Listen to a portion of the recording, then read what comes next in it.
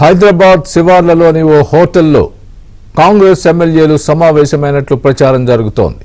11 మంది ఎమ్మెల్యేలు సమావేశంలో పాల్గొంటే అందులో 4 పాలమూరు జిల్లా ఎమ్మెల్యేలు ఉన్నట్టు తెలుస్తోంది.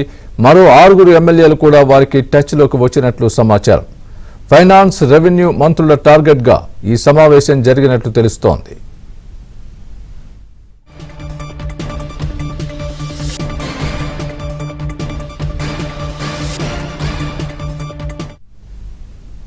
ఇదే అంశానికి సంబంధించి పూర్తి అప్డేట్ మా ప్రతినిధి సిద్ధార్థ్ చెబుతారు. సిద్ధార్థ్, చెప్పండి, ఏంటి ఈ వార్త? నిజమేనా?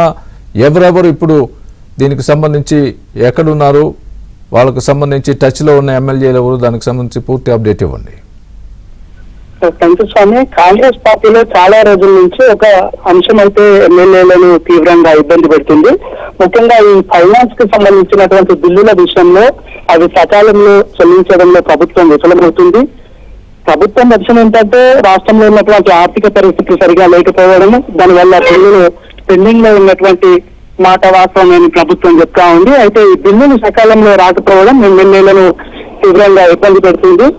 దీనిపై చాలా రోజుల నుంచి ఎమ్మెల్యేలు అసంతృప్తిగా ఉన్నారు. అయితే నిన్న కొంతమంది కాంగ్రెస్ ఎమ్మెల్యేలు రహస్యంగా సమావేశమయ్యారు.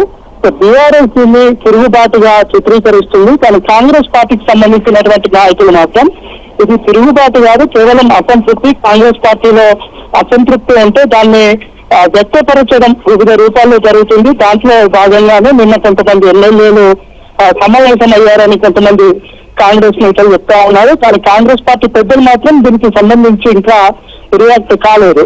అయితే ఎమ్మెల్యేలు కూడా తమ బాధ అంతా ఈ బిల్లును చెల్లించడము, దాంతో పాటు ఈ ఫినాన్స్ మినిస్టర్, అదేవిధంగా రెవెన్యూ మినిస్టర్, ఈ 2 మినిస్టర్ల మీద వీళ్ళు చేస్తున్నటువంటి వీళ్లకు ఏదైనా ఎమ్మెల్యేలు వాళ్ళ దగ్గరికి పనుల నిమిత్తం వెళ్ళినా వాళ్ళని పట్టించుకోకపోవడం, వాళ్ళు చెప్తున్నటువంటి పనులు చేయకపోవడం, ఈ 2 డిపార్ట్మెంట్లకు సంబంధించి అసంతృప్తి మాత్రమే ఉందని చెప్తున్నటువంటి సిచ్యువేషన్ ఉంది. ఇక నిన్న కొంతమంది ఎమ్మెల్యేలు ఈ సమావేశంలో పాల్గొన్నట్టు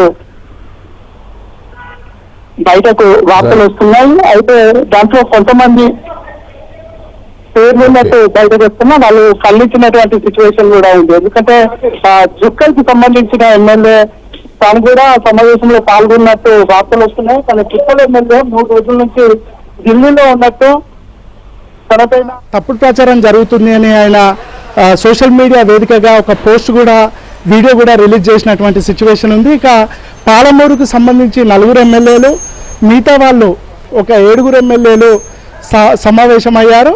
ఒక 6 ఎమ్మెల్యేలు ఫోన్లో టచ్లోకి వచ్చినట్టు తెలుస్తూ ఉంది. అయితే ఇదంతా తమ అసంతృప్తిని, తమ ఆవేదనను అధిష్టానానికి తెలియజేయడం తప్ప తామేమి తిరుగుబాటు చేయట్లేదని ఎమ్మెల్యేలు కూడా అగ్రీ అవుతున్నారు. ఈ ఫినాన్స్కి సంబంధించినటువంటి మ్యాటర్స్, రాష్ట్రంలో ఆర్థిక పరిస్థితి సరిగా లేదు, ఆదాయ వనరులను మెరుగుపరుచుకోగలిగితే ఇట్లాంటి విషయాలన్నింటినీ సార్ట్అవుట్ చేసుకోవచ్చని ప్రభుత్వానికి సంబంధించినటువంటి కొంతమంది పెద్దలు చెప్తా ఉన్నారు. Right, thanks for the update Siddharth.